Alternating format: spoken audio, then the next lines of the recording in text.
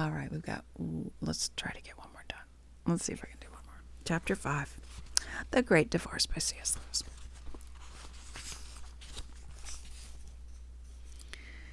For a moment there was silence under the cedar trees, and then, pat, pat, pat, it was broken. 2 velvet-footed lions came bouncing out into the open space, their eyes fixed upon each other, and started playing some solemn romp. Their manes looked as if they'd been dipped in the river, whose noise I could hear close at hand, though the tree hid it. Not greatly liking my company, I moved away to find that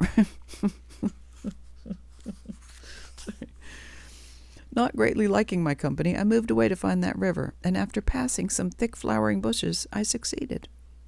The bushes came almost down to the brink. It was as smooth as the Thames, but flowed swiftly like a mountain stream. Pale green where trees overhung it, but so clear that I could count the pebbles at the bottom. Close beside me, I saw another of the bright people in conversation with a ghost. It was that fat ghost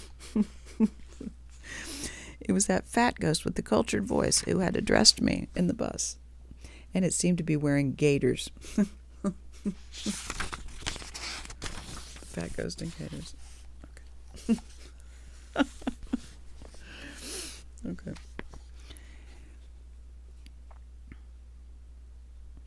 My dear boy, I'm delighted to see you, it was saying to the spirit. It was naked and almost blindingly white. I was talking to your poor father the other day and wondering where you were. You didn't bring him? Said the other. Well, no. He lives a long way from the bus, and to be quite frank, he's been getting a little eccentric lately, a little difficult, losing his grip. He never was prepared to make any great efforts, you know. If you remember, he used to go to sleep when you and I got to talking seriously. Ah, Dick, I should never forget some of our talks. I expect you've changed your views a bit since then. You've become rather narrow-minded towards the end of your life. But no doubt you've broadened out again. How do you mean? Well, it's obvious by now, isn't it, that you weren't quite right. Why, my dear boy, you were coming to believe in a literal heaven and hell. But wasn't I right? Oh, in a spiritual sense, to be sure. I still believe in them in that way. I am still, my dear boy, looking for the kingdom, but nothing superstitious or mythological. Excuse me, where do you imagine you've been? Ah, I see. You mean that gray town, with its continual hope of morning? We must all live by hope, must we not? With its field for indefinite progress. This is, in a sense, heaven, if only we had the eyes to see it.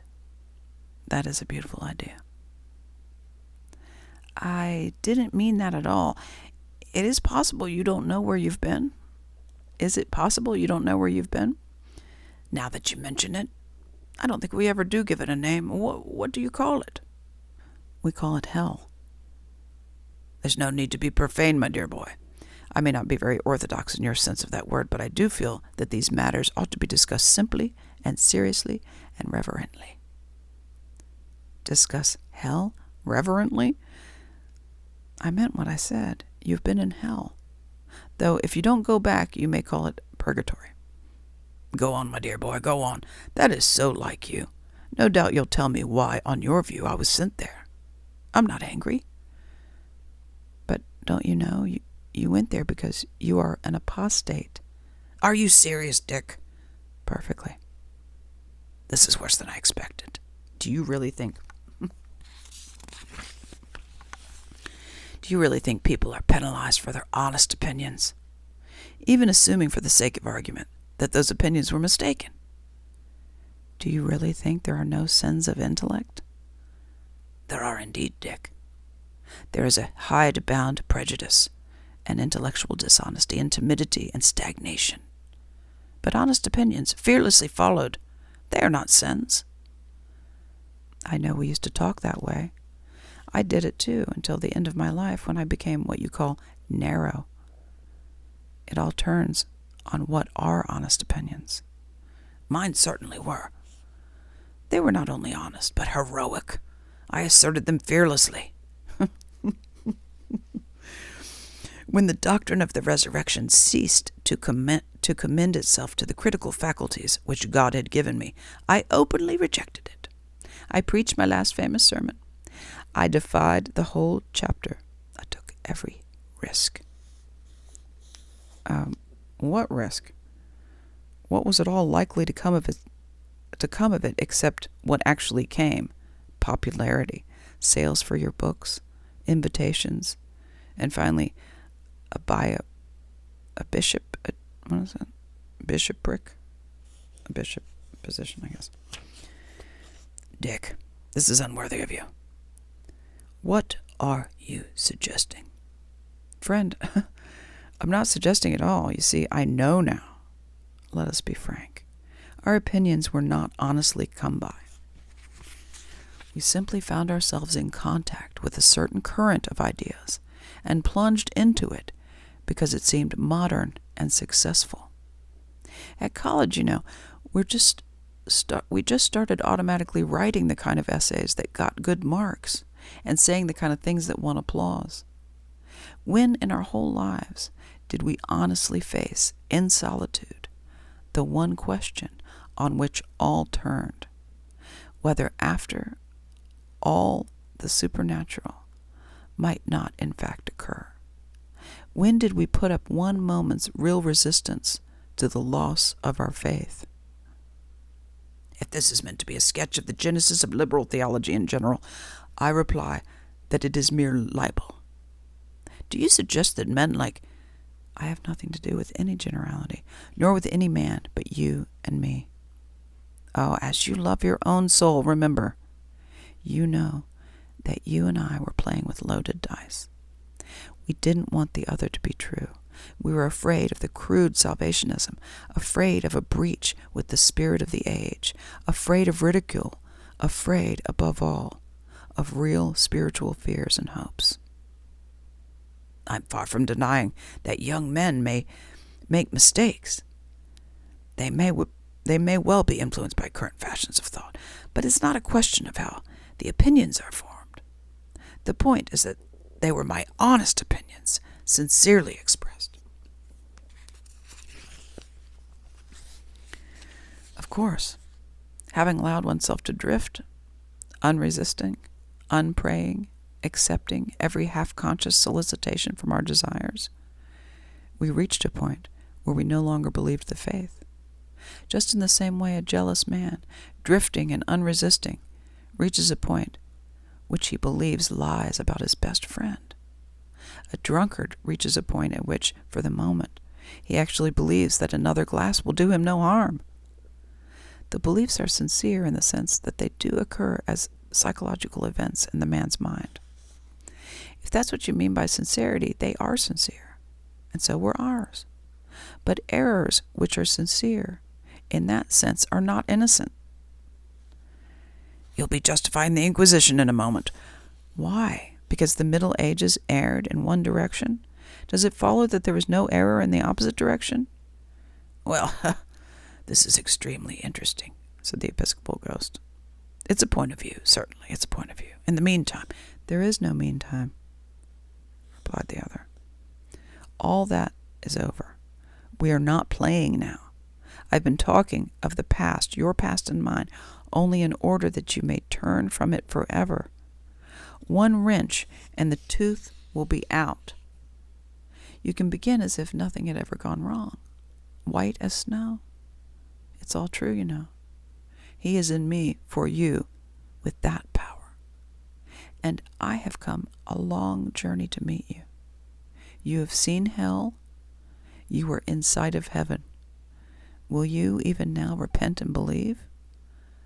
I'm not sure I've got the exact point you're trying to make, said the ghost. I'm not trying to make any point, said the spirit. I am telling you to repent and believe. But my dear boy, I believe already. We may not be perfectly agreed, but you have completely misjudged me if you do not realize that my religion is a very real and a very precious thing to me. Very well, said the other, as if changing his plan. Will you believe in me? In what sense? Will you come with me to the mountains? It will hurt at first until your feet are hardened. Reality is harsh to the feet of shadows. But will you come? Well, that is the plan. I am perfectly ready to consider it, of course. I should require some assurances. I should want a guarantee that you're taking me to a place where I shall find a wider sphere of usefulness and scope for the talents God has given me, and an atmosphere of free inquiry. In short, all that one means by civilization and the spiritual life. No, said the other. I can promise you none of these things. No sphere of usefulness. You are not needed there. No scope for your talents, only forgiveness for having perverted them. No atmosphere of inquiry, for I will bring you to the land not of questions, but of answers, and you shall see the face of God. Ah, but must we interpret all those beautiful words in our own way? For me, there's no such thing as a final answer. A free wind of inquiry must always continue to blow through the mind, must it not? Prove all things. To travel hopefully is better than to arrive. If that were true and known to be true, how could anyone travel hopefully? There would be nothing to hope for. But you must feel yourself that there is something stifling about the idea of finality. Stagnation, my dear boy. What is more soul-destroying than stagnation? You think that because hitherto you've experienced truth only with abstract intellect. I will bring you where you can taste it like honey and be embraced by it as by a bridegroom. Your thirst shall be quenched. Well, really, I'm not aware of a thirst for some ready-made truth which puts an end to intellectual activity in the way you seem to be describing. Will it leave me in the free play of mind, Dick? I must insist on that, Free, as a man is free to drink while he is drinking. He is not free to still be dry. The ghost seemed to think for a moment. I can make nothing of that idea, it said. Listen, said the white spirit. Once you were a child. Once you knew what inquiry was for. There was a time when you asked questions because you wanted answers, and were glad when you had found them. Become that child again, even now. But when I become a man, I put away childish things. You have gone far wrong. Thirst was made for water. Inquiry for truth. What you now call the free play of inquiry has neither more nor less to do with the ends for which intelligence was given you than masturbation has to do with marriage. If we cannot be reverent, there is at least no need to be obscene. The suggestion that I return at my age to the mere factual inquisitiveness of boyhood strikes me as preposterous. In any case, that question and answer conception of thought only applies to matters of fact. Religious and speculative questions are surely on a different level. We know nothing of religion here. We think only of Christ. We know nothing of speculation. Come and see. I'll bring you to the eternal fact, the father of all other facthood.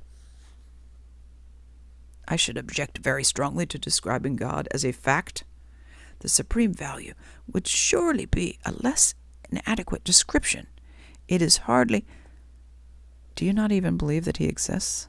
Exists? What does existence mean? You'll keep on implying some sort of a static, ready-made reality, which is, so to speak, there, and to which our minds have simply to conform. These great mysteries cannot be approached in that way. If there were such a thing, there's no need to interrupt, my dear boy. Quite frankly, I should not be interested in it. It would be of no religious significance. God, for me, is something purely spiritual. The spirit of sweetness and light and tolerance and service, Dick. Service. We mustn't forget that, If the thirst of reason is really dead, said the spirit, and then stopped as though pondering. Then suddenly he said, Can you at least still desire happiness?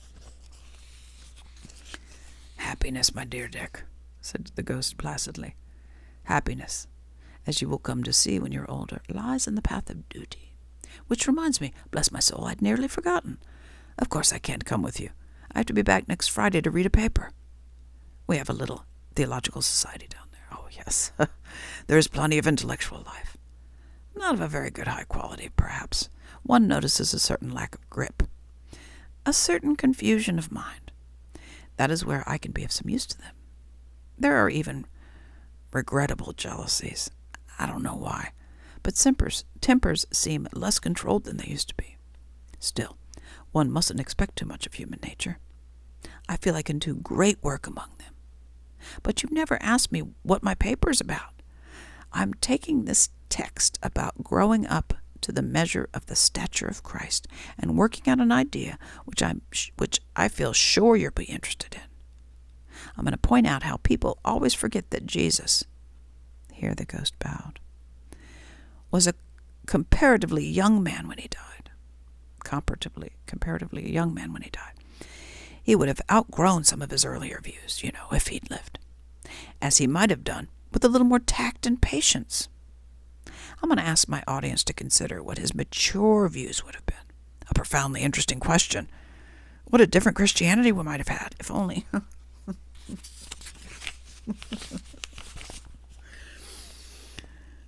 If only he had reached his full stature. Oh, God. I shall end up by pointing out how this deepens significance of the crucifixion. One feels for the first time what a disaster it was, what a tragic waste. So much promise cut short. Oh, must you be going? Well, so must I. Goodbye, my dear boy. It has been a great pleasure, most stimulating and provocative. Goodbye, goodbye, goodbye.